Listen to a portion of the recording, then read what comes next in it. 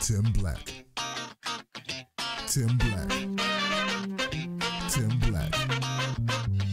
Yes, I am. Truth. Funny.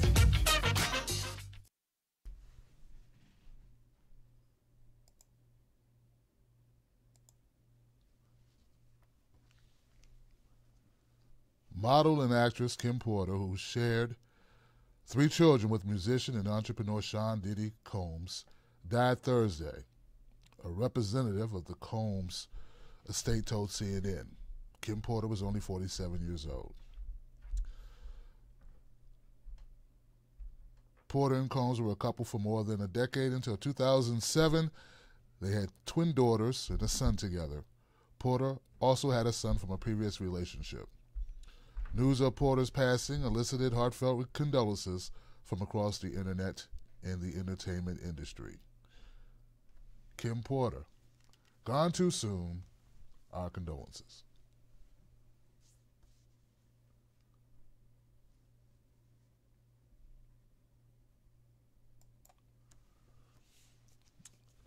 All right, folks, how you doing? My name is Tim Black. Welcome to the Tim Black at Night show. I'm glad you guys could make it. I'm glad to be here tonight. It's, guys, we had some snow today. At first, we looked out the window, there was snow, bad weather here in the D.C. area. Then I get this horrible news about Kim Porter. 47 is too young. 47. And, I think we'll be saying that too young thing for a long time. I think you always say that. The older you get, the older you say is too young. But all we know at this point is she was suffering from some type of flu-like symptoms, and that's all we know. So my condolences once again to the family and friends of Kim Porter. I'm sure that many people are devastated today. All right, guys, so I got a lot of news I'd like to get to. If you guys are up for it, you'd like to, be filled in on what happened today while you were at work or while you were busy doing whatever you're doing, I've been covering the news. So let me give you some of that stuff right about now, guys. Booyah, booyah, booyah. So we got stories about the battle in Florida. New news about that. New news. Did I say new news? I said new news. We have Michael Avenatti. Avenatti, Illuminati situation going on there. We want to update you on that. The lawyer for Stormy Daniels. Bernie Sanders is calling out Walmart. Nancy Pelosi getting the speakership hasn't been so easy. There's a movement. It's kind of a counter movement against Nancy Pelosi that we're going to talk about tonight, and called the Never Pelosi movement. But first, guys, let's start out with Andrew Gillum over in Florida.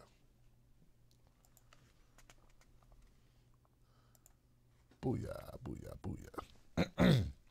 Now, we've all been keeping our eye on Florida, and as we know, the highly publicized race between Andrew Gillum against DeSantis there in Florida for the governor's seat was big news. We were really focusing on Florida. And I guess based on the polling data that was coming out, a lot of us thought that Andrew Gillum was going to win that race. But turns out at the end of the night, DeSantis was up. And this was even with the backing. Like, Andrew Gillum had a lot of support. He had Bernie Sanders come out. He had President Barack Obama also came out.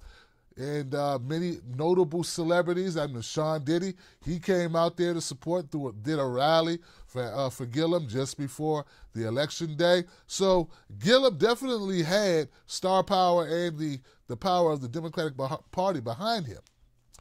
DeSantis, though, he had Donald Trump. And as we know, Donald Trump did win Florida. So initially, Andrew Gillum had conceded and said, okay, he came out, he gave his concession speech, and he said that DeSantis had won. But shortly thereafter, he unconceded and said he wanted to make sure that all the votes were counted before conceding. So here we go today. We got an update on what happened here. Andrew Gillum loses the Florida governor race to GOP's Ron DeSantis following a machine recount. Now, this is all based on if you believe those damn machines. Gotta believe the machines for this to matter to you, but based on the machines have done the counting, and the counting is as follows. Andrew Gillum, Florida's Democratic candidate for governor, has lost his historical race to Republican challenger Ron DeSantis following a machine recount of all the ballots in the state, as reported by USA Today. The machine recount put DeSantis just ahead of Gillum with 4,075,879 votes to the Democrats' 4,042,195 votes. This leaves Gillum, who hoped to become Florida's first black governor, with 49.79% of the vote. Now, Florida mandates ballots be counted by hand following a machine recount should a candidate's margin of victory be 0.25% or less. 0.25% or less, folks. As it stands, DeSantis has a margin of 0.42. So that's where we are on that. That's where we are there. So look. This is disappointing for a lot of people. And for me, it's disappointing. It's not because Gillum is just a Democrat, so I'm suiting up and I'm booted with the Democrats. That's not why it's disappointing. It's disappointing because of the policies that Andrew Gillum was standing for are policies I think would really help Florida. That's the reason why you should support anyone, is what they say they intend to do for you. Should that be the name tag? Should that be what they look like? Should that be who they sleep with? Should that be the color of their skin? Should that be where they worship? Should that be what music they listen to? Should that be what size tennis shoes they wear? Or if they don't like tennis shoes? Should that be what kind of food they like to consume? It should be based on what they plan to do for you, and if you believe that they will go do that for you. And if they do not do what they say they're going to do, then that's when you go do the Sandman Sims. Remember the Apollo tap dance guy would come out there? Yeah, and they jank him off stage. If you go back real far, you may remember the Gong Show, where they go out and gong you.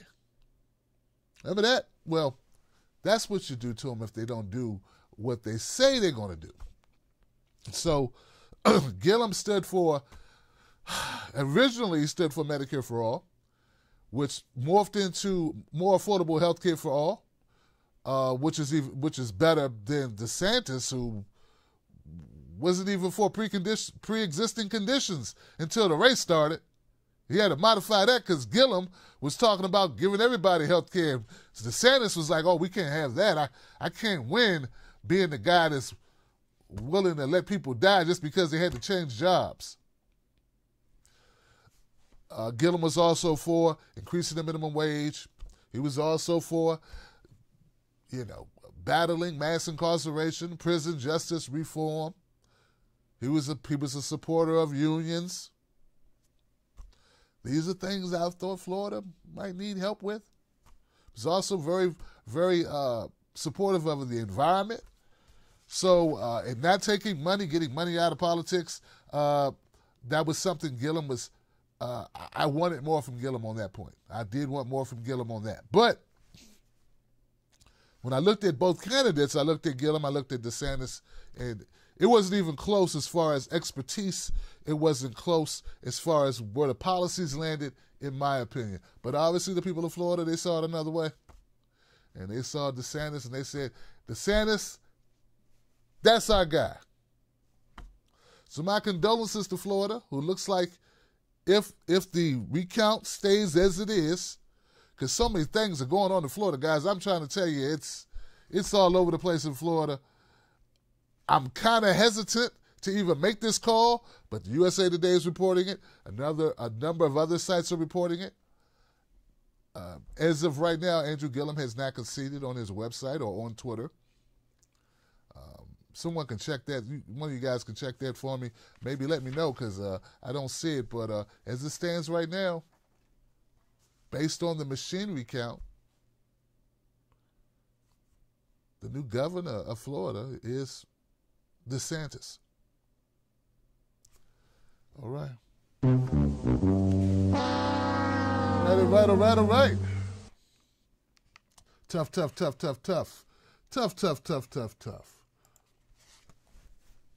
Speaking of tough, guys, Avenatti. Michael Avenatti, you guys know this guy, right? If you have a TV, if you have cable, if you watch any cable news, any corporate cable news, I'm sure you know who this guy is. This guy is Michael Avenatti. He is the lawyer for Stormy Daniels, the porn star who said she slept with Donald Trump and then she was given money to not tell anybody. She didn't get back the money, but she told everybody, especially Avenatti. Well, Michael Avenatti has reported yesterday that Michael Avenatti had been arrested for domestic violence, which included injuries to an unknown woman whose name or identity had not been disclosed. This came as a big shocker because many people were talking about Michael Avenatti being a potential candidate in the Democratic primary here in 2020. In fact, some people, such as Bill Maher, on Real Time with Bill Maher with the Real Timers, they were saying that Avenatti was the Democrats' best shot. Got to go with that guy. That guy's tough, man. He called out Trump on Twitter and everything. He'd be tweeting harsh just like Trump. That's exactly what the world needs, but the country needs is somebody who's willing to take on Donald Trump. Now, I've always been hesitant about Michael Avenatti. I needed more than that. Hell, I can tweet. What that mean? I can tweet, man. I can tweet some tough stuff. What that mean? Come on, Bill. Come on, Bill. Moderate, liberal. Get it together. So anyway, guys, so we were all kind of stunned. I was stunned, though, because I don't know. Just because I don't think a guy should become our president because of his tweeting skills does not mean I think he beats women. They don't. But that's what they were reporting that he was arrested for. So last night before we went to Showtime, Michael Avenatti, he was released on bail, and he made a statement. He spoke. He said it was all a fabrication. Not just a fabrication, a complete fabrication. All right?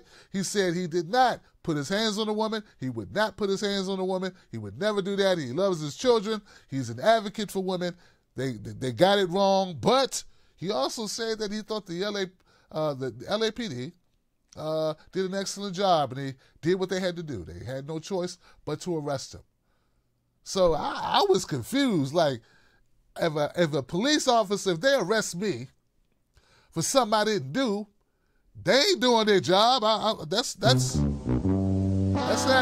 doing a good job. Arresting me for something I didn't do is not a plottable action. I don't support being arrested for something. But Michael Avenatti was like, hey, the LAPD did what they had to do, but they were wrong, though, because I didn't do what they... Anyway, so here we go.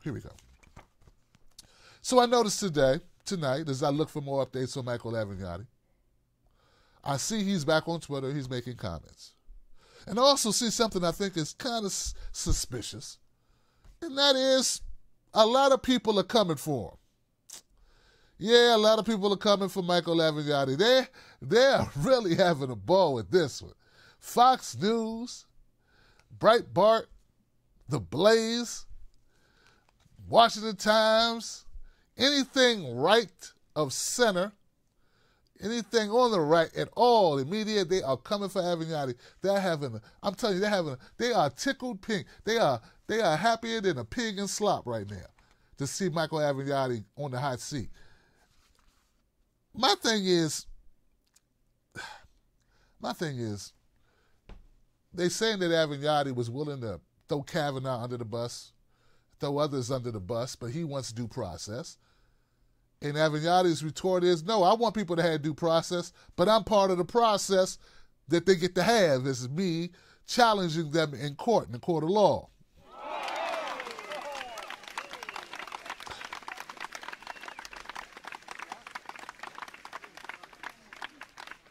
Well, Michael Avenatti, he lashed out on social media Thursday, suggesting that the incident was a setup to ruin his reputation. First Mueller and now me. When we are fully exonerated, I'm coming for you, Jacob Walla, a.k.a. Surefire.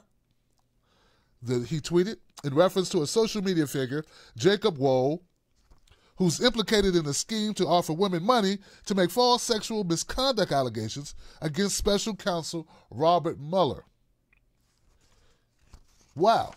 Now, I'm telling you guys, when I was reading the remarks that Avenatti made last night at the press conference after bailing out, $50,000 bail he bailed out, he was saying how he felt he was being, someone was trying to take him down, that they were trying to stop his work, is what he said in a statement. So I'm looking at this and I'm like, you know what? If there's anything to this, because regardless of how we feel personally about whatever, right? We always want justice, right? Right? Don't we always want justice, folks? Come on, Tim Black's Wolfpack. That's what we fight for. We fight for justice. We don't have to agree politically. We don't have to agree about personalities.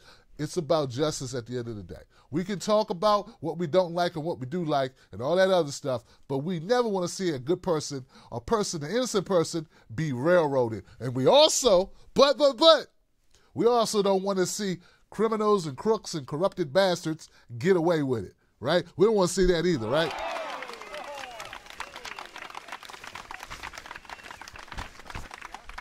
It's just whenever I see people jumping up and down really happy that somebody's life is turning upside down, it's just hard for me to pile on that. Now, unless I know you are corrupt, unless I know it, I can't go with it, guys. See, we have to have some form of ethics, guys. Here on the TBTV, Tim Black TV, TTL Media, we got to stand with ethics. And just because I don't think he should be president doesn't mean I think his reputation should be ruined. Now, Avenatti, man, he's got to answer for who he is. I have to answer for who I am. You have to answer for who you are. The woman who pressed charges against Avenatti, I would love for this woman to come forward. She would get a long press run. Everyone would have her on TV, and we should have the opportunity to hear her out. Now, his ex-wife says she's not the woman. She has no idea what we're talking about or what the media is talking about, who are saying that he physically abused a woman that's not his ex-wife. She came out, she said it wasn't her. She hasn't spoken to Michael in some time, and he has never been physically violent to her. So that's what was stated. What I will do, folks, is I will keep you up to date with this story. I'll let you know what it is, and whatever we find out is what will be reported, because we don't play for teams here. The only team we play for is the truth team. Truth. All right, guys. Give it up for that. Thank y'all.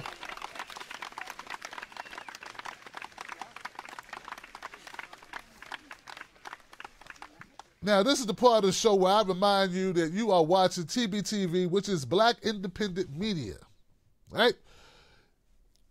This show is not owned by the DNC. It's not owned by the RNC. It's not owned by Rupert Murdoch. I don't get kickbacks from any entity, the Koch brothers or Soros, and none of that. Not saying I would turn it down because I'm broke as hell. No, I don't want that. I don't want them type of problems, man. I don't want them type of problems.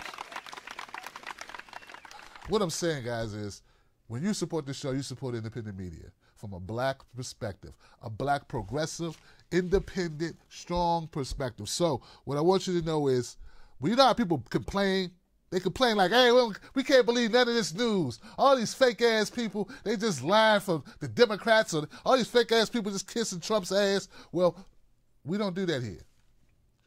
We don't do that here. So you have just stumbled upon an entity that does not do that here. All right? The door is open for anybody who wants to come in and become a member of Tim Black's Wolfpack. We do not carry water for any political party. But we will call out Trump when it's time to call out Trump, and we will call out Nancy Pelosi and the Democrats when it's time to call them out. And oh my God, that's our next story. Nancy Pelosi. Let's do this, y'all. Let's do this.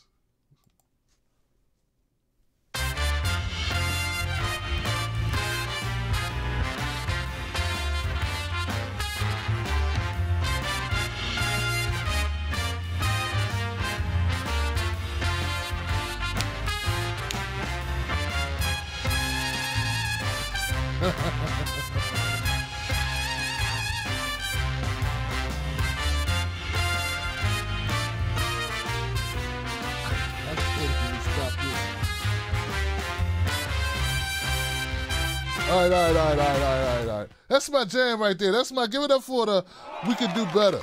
Give it up for We Can Do Better.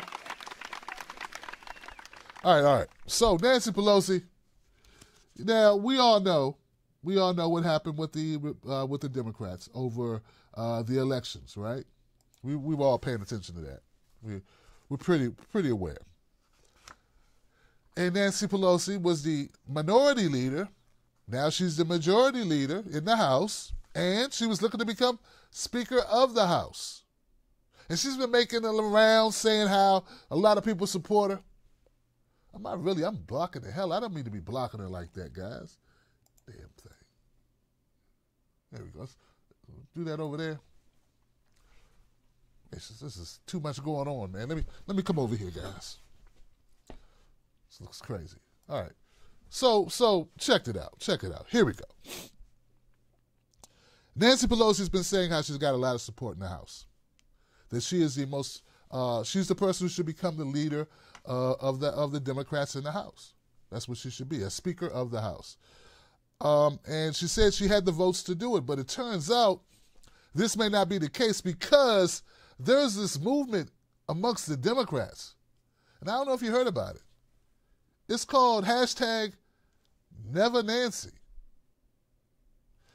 And there are a number of Democrats who are on this list who have shown that they really don't think Nancy Pelosi should be the Speaker of the House. In fact, they're thinking it's time to do a changing of the guard, so to speak. Let some other people have a seat at the table. Maybe transition into some fresher, newer blood, maybe. Now, you may remember Alexandria Ocasio defeated Joe Crowley over there in New York, and that Joe Crowley was expected to be the heir apparent for Nancy Pelosi's job. But that damn socialist Ocasio-Cortez knocked him out, so now we got nobody. I mean, maybe Steny Hoyer. Ugh. But anyway, Nancy Pelosi. So Nancy Pelosi, she's sitting there and she's saying, hey, what about me? I'm powerful. I can raise a lot of money, which is the only way you're really judging the Democratic Party. It's not by the legislation you pass. It's not about how you can whip votes. It's about how much money you raise for the party. That's it. You know, the Democratic Party is just like a callous woman who only cares about what kind of car you drive. A very shallow date that only cares where if your dad owns a thriving business. You know, that type of thing. You know, that's it. Not the type of relationship you want to build a future with. So, I got a couple articles here. One of them is Never Nancy, Revolt Brewing against Pelosi as rebellious House Dems refuse support for her speaker bid. They call it a revolt inside the Democratic Party. Now, as I was looking into this article, I said, like, who are these people that have the courage to go against Nancy Pelosi? Turns out there are a number of people. Let me give you a couple names. Tim Ryan, Democrat out of Ohio. Seth Moulton, Democrat out of Massachusetts. Kathleen Rice, Democrat out of New York. Ed Perlmutter, Democrat out of Colorado. I guess these are all Democrats. Let me just name them. Kurt Schrader, Philemon Vila, Stephen Lynch, Marsha Fudge, Bill Foster, Brian Higgins, Linda Sanchez, Jim Cooper, Representative-elect Jeff Van Drew, Representative-elect Joe Cunningham, Representative-elect Max Rose, and Representative-elect Anthony Brindisi. Brindisi, okay? Give it up for that.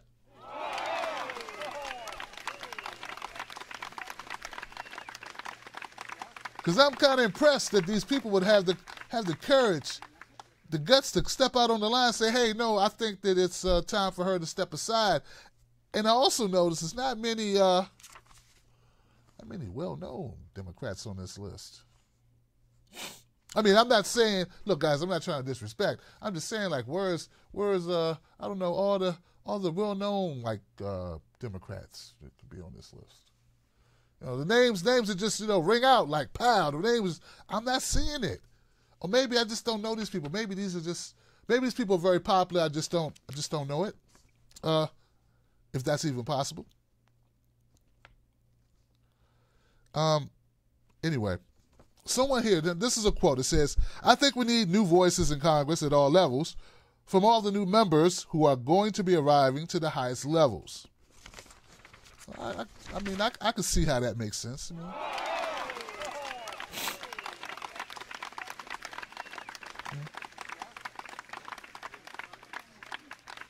Now, maybe I spoke too soon. This challenger here. This is the end of the Pelosi. This isn't the end of Pelosi's problems, said Fudge, a former chair of the powerful Congressional Black Caucus. They say Fudge is reportedly considering her own speaker bid. The Ohio Congress member hasn't yet made a decision, she told a local paper. People are asking me to do it, and I'm thinking about it, Fudge told Cleveland.com Sabrina Eaton. I need to give it some thought and see if I have any interest. I am at the very beginning of this process. It is just in discussion at this point. Now, so I'm looking at this, and I know that people have been upset about Nancy Pelosi's leadership, and I mean, because they like winning and haven't been doing much winning under Pelosi as Speaker or as the leader of the Democrats in the House.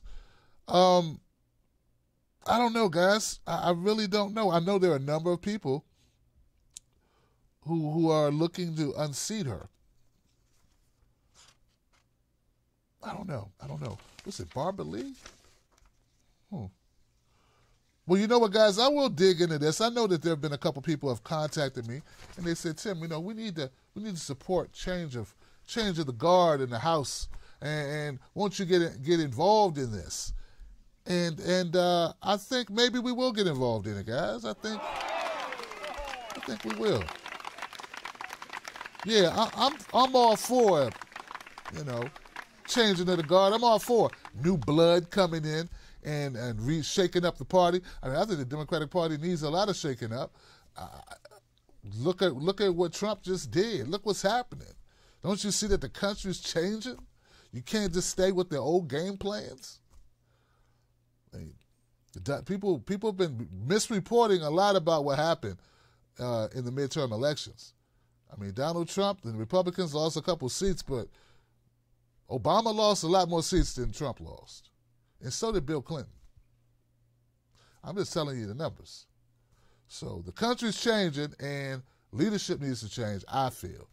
But I felt that way since 2016, so, yeah. Anyway, give it up for that, guys. Give it up for that. Yep. It is what it is. It is what it is. So Andrew Gillum. Now, I got a story I'd like to bring you up to speed on real quick, if you don't mind here.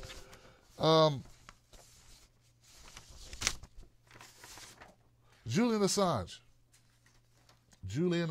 guys.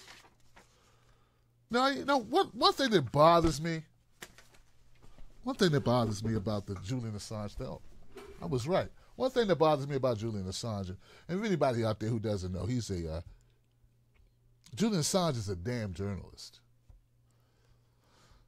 He's a journalist, and he's not a spy. He's not a hacker. He's someone who believes that truth matters. Now, here in the U.S., the Democratic Party did their best to shame Julian Assange for exposing facts, not misinterpretations, not fabrications, but actual documents on a website that were delivered to Julian Assange and WikiLeaks. Now, a lot of people have been upset with Julian Assange ever since they helped Snowden and troves of documents that told unflattering truths about the U.S. government all the way back to George W. Bush. And they've been trying to come up with a charge for Julian Assange because they just basically want to punish him for being a journalist. Now what they're trying to do is they're trying to soften up Ecuador to turn Julian Assange over, and that's the latest, right? So U.S. preparing to prosecute Assange. That's the report. The Department of Justice is reportedly preparing to prosecute WikiLeaks founder Julian Assange in hopes to try him in a U.S. courtroom. The Wall Street Journal reported today, citing people familiar with the matter, that prosecutors have been discussing different charges to level against Assange and how to bring him back to the U.S. Ecuador granted asylum to Assange back in 2012, and he has been living in that country's embassy in London ever since. However, Ecuadorian President Lenin Moreno, who was elected last year, has reportedly soured on Assange. If Assange were to be sent to the U.S. to stand trial, it would not be a legitimate trial. You do understand. They will railroad this man and put him in prison, maybe for the rest of his life. So I have a huge problem with that. But I also have a problem with the fact that he has to be holed up in the Ecuadorian embassy to begin with. Julian Assange did not destroy the U.S. elections. Julian Assange did not hack the DNC. Julian Assange is just a journalist with a website. It's called WikiLeaks. If you have a problem with the truth, maybe you shouldn't lie so damn much. If you have a problem with people finding out what you said behind closed doors or in private emails, maybe you shouldn't have said it.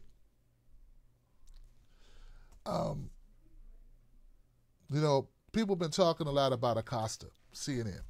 They've been saying how Acosta, freedom of speech and freedom of the press. But they won't say a word about Julian Assange. You're a hypocrite. That's what you are. If you are all bent out of shape about Acosta losing a hard press pass for the White House, but you are no problem at all with Julian Assange being holed up in an embassy for 6 years, away from family, friends, medical treatment, you're a special kind of hypocrite. Julian Assange deserves freedom. And what the U.S. is trying to do is punish him for being a journalist. Something the world needs more of, not less of. So I support Julian Assange for the reasons I just laid out, because I think truth is more important than anything else. And whistleblowers lay it all on the line. What does Acosta lay on the line? Nothing. All right.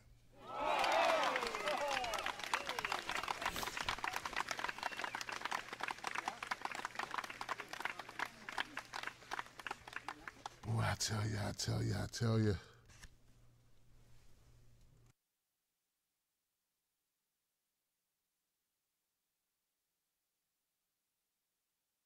Yeah.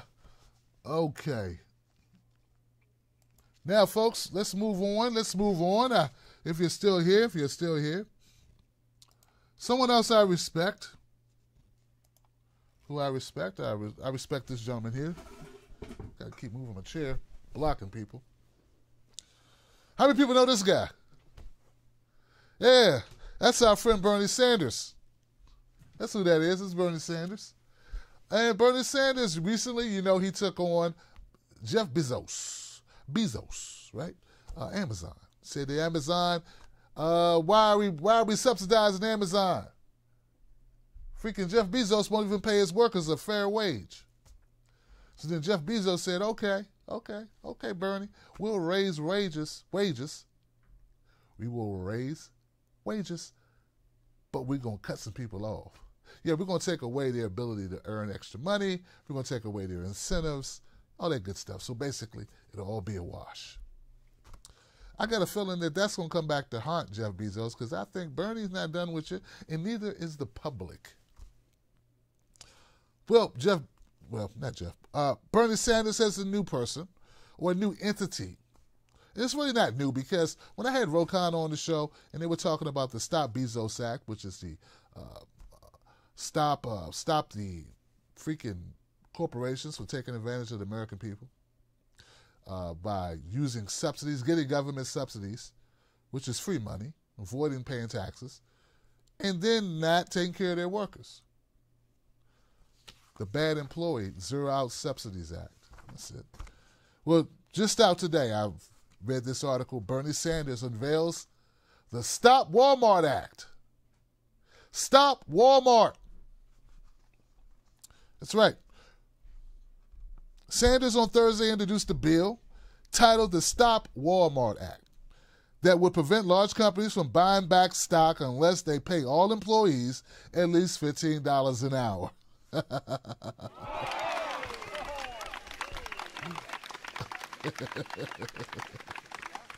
trying to tell you guys. See, part of what's happening, what's been going on, guys, is they've been saying, oh man, the economy's so up. Everything's up. Well, part of the reason why it looks up is because these corporations have been buying back their own stock. Yeah, they've been making money off buying back their own stock. So it's sort of like not as up as they think it is or as it appears to be. And Bernie's saying, if you're going to enrich yourself by buying back your own stock, fine. But you got to pay your workers $15 an hour. Makes sense to me. Allow workers also, not just $15 an hour, but allow workers to earn up to 7 days of paid sick leave and limit CEO compensation to no more than 150 times the median pay of its staffers.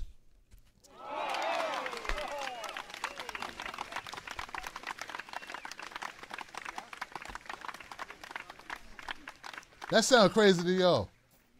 A CEO, the limit is 150 times what you pay your median employee. Not even your lowest paid employee, your median salaried employee. Oh my God, I can drag myself out of bed for less than, $2 million a day. So anyway, Bernie calling Walmart the poster child for corporate greed. Sanders noted the poster child for corporate greed. Sanders noted that the company made $13 billion in profits last year and paid CEO Doug McMillon more than $22 million, or 1,188 times the typical worker who earned $19,177 a year. Booyah! Booyah! Oh my God, yo. Meanwhile, we give them subsidies. Yeah, we give them subsidies, and they just keep the money. They keep the money. They don't pay the employees anymore. And you know what Walmart does, right? They make it so you can't even become full-time. So they're like, we make you full-time. We might have to actually give you insurance. How many hours you worked? Oh, stop everything. Drop that. Go home. Guys, I understand people have a knee-jerk reaction to defend corporations because they say, it wasn't for these corporations, where would the workers be? Well, you realize that workers if you leave it up to corporations, they have children as little as 5 years old working in factories. They have drivers, for instance, driving cars, driving trucks, delivering goods to stores 36 hours straight, no breaks, right? Like, this is the reason why we have unions. That's the reason why unions are so important, because corporations and greed is too powerful for you to just be like, well, let's leave it up to the corporations. They took all the risks, so let's leave it up to them. No, you can't. Not in a functioning society. This is not about robbing corporations of their money and just giving it to people. This is about the people that help them make the money, which are the employees, being fairly compensated, protecting those workers' rights. I wish that these people who just kiss the corporation's ass so much because I don't know what it is with them. They hope to one day be a corporate bloodsucker. I wish that they would care about workers at least as much as you care about corporations. I'm not saying corporations are evil. I'm not saying everyone who owns a corporation is evil. I'm saying if you are as well off as the Walmarts, the Waltons, or Jeff Bezos, have a heart, pay your people a decent wage so that they don't have to be subsidized by taxpayers so that they can eat and live. Listen, and I'm gonna say this and I'm gonna leave it alone.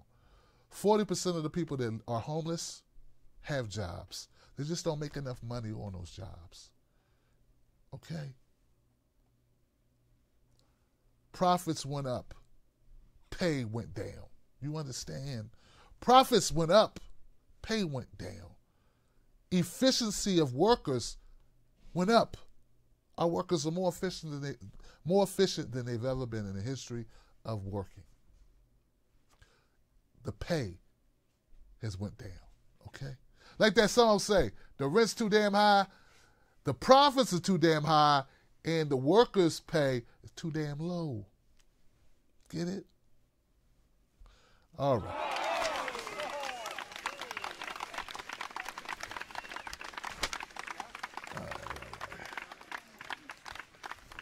Lord. All right, Nancy, I gave you a rough time. And you know, like, I don't know what's going to happen with Nancy. But I do know, someone sent me this. What you see here are people helping people. What you see behind me are people helping people. It's going on in Kansas City. What they do is they go around and they give out food. They give out food to people that are what? Hungry. People that are hungry who need food. This is what they do. These are just volunteers giving friends food, helping people that they care about. Well, for some reason, that's a violation because they said, hey, you can't give people food because those people might get sick if you give them food. So they got to sit out here and not eat because you can't be giving them food. We got to protect them. Will you feed them? No, we won't feed them. So if I give them a burger, I'm putting them at risk. And your solution to keeping them safe is not giving them something to eat. Oh, damn that. Damn that. Just damn you, damn that. Screw. That don't make no damn sense. Look, I'm going to be honest with you guys. Have you ever been so hungry that you would just eat from somebody you didn't know who just walked down the street with some food and said, here goes a sandwich? To be the person that would take a sandwich or take a meal from someone you don't know means you need it. Get it? Like, the people that they're giving food to obviously need it because people don't accept food, prepared food from people unless they need the food. Like, who would do that? Like, come on, guys. All right. It don't make sense. Then this story gets worse. Listen to this. The Kansas City Health Department defends pouring bleach on the food meant for the homeless. Not only did they stop these good people from giving food to fellow citizens who agreed, hey, oh, I want it, thank you. Oh, I'm not selling it, so you're not paying for it. If you want it, you can have it. You don't have to take it. If you want it, you can have it. They not only stopped them from giving out the food, when they saw them with the food, you know what they did? They poured bleach on the food so they could not give the food to someone else. Because they could stop you from giving out the food, right? But they said, in case you're going to take the food and give it to someone else, we have to pour bleach on it because we want to make sure that no one eats the food that you're giving. And now, guys, the Kansas City Health Department says, hey, that makes sense.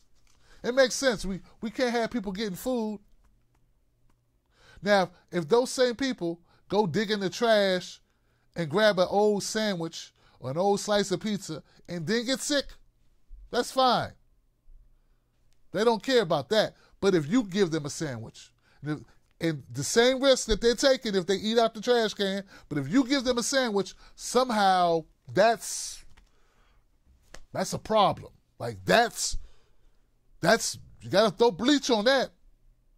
See, what I'm trying to tell you is it don't make any damn sense. All right, so this is what the health department said. The city claims it merely wanted to ensure no one could get sick eating the food. Out of fear of a possible E. coli or salmonella outbreak, Missouri Health Department officials poured bleach on food that was prepared for homeless people in Kansas City by volunteer group Free Hot Soup KC. The group planned to distribute an assortment of sandwiches, home-cooked chili, and soup on November 5th at a park. City officials intercepted volunteers gathered to pass out the food and seized it, claiming Free Hot Soup KC did not have a permit. The city also claimed the volunteers failed to prepare the food in approved kitchens, making the act of a charity a public safety risk. After confiscating the items, health inspectors poured bleach on them to ensure no one would try to eat them once they departed.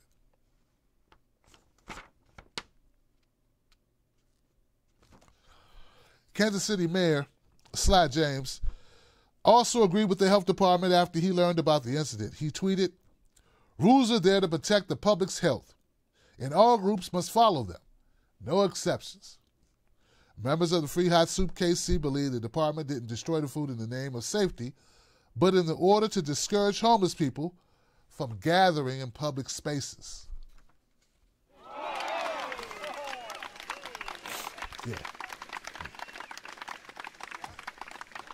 Yeah, I agree, because if you really cared about homeless people, guess what? They wouldn't be homeless, mofo. You'd make sure they were indoors, and you'd make sure they had food. Like, if you really care, like I really care about you, can you got a place I can stay? Oh, nah, we can't do that. Yo, is that a sandwich you got in your hand? Get that sandwich down. I'm doing this because I care about you. It doesn't make any damn sense. See, I seen this when I was in Portland. I was on a comedy tour. I saw them cops coming, messing with the homeless people. They got signs that treat homeless people like animals. It's like, don't feed the homeless people. Those are what the signs say. Don't feed the homeless kids. If you feed them, you just want more food. It's the most backwards, most inhumane shit on the planet. One of the things that I want to do, me and my wife, this is something we've talked about last 20 years, right, is we want to open up our own soup kitchen. Right? Tim Black Soup Kitchen. That's something we want to do. We want to help people. Okay?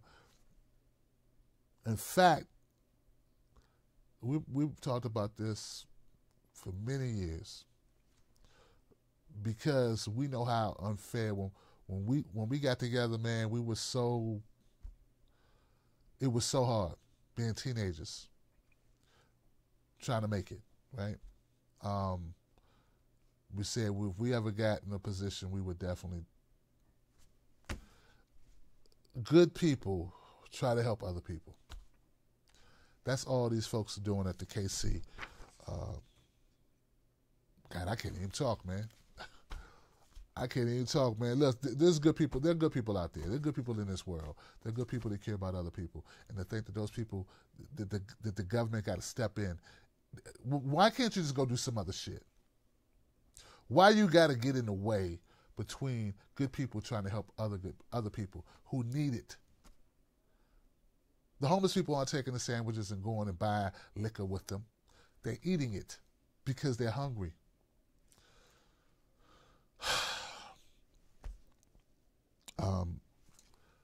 They don't want homeless people on their streets. For them, it's like the homeless people can't die quick enough for them. For them, the homeless people are just an eyesore. They treat homeless people like animals. Worse than animals, because a dog, they feel sorry for a dog.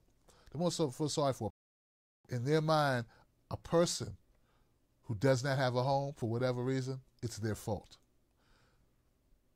Those opiates that they dump in these neighborhoods, this criminal justice system that locks you up, strips you of your ability to do a lot of things. One of them is find employment for a lot of people. Very hard to find employment. There are a lot of reasons why people are homeless. As I stated, a lot of people who are homeless have jobs. They just don't make enough money to pay the high-ass rent. We have a lot of problems in this country, y'all. A lot of problems. Members of this group argue that they should not need a permit to help their friends.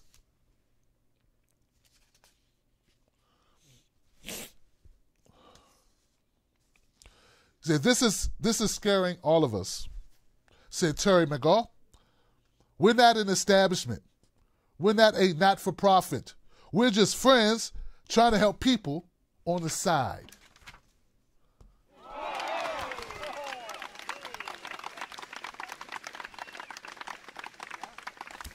Yo, we got some scumbags, man.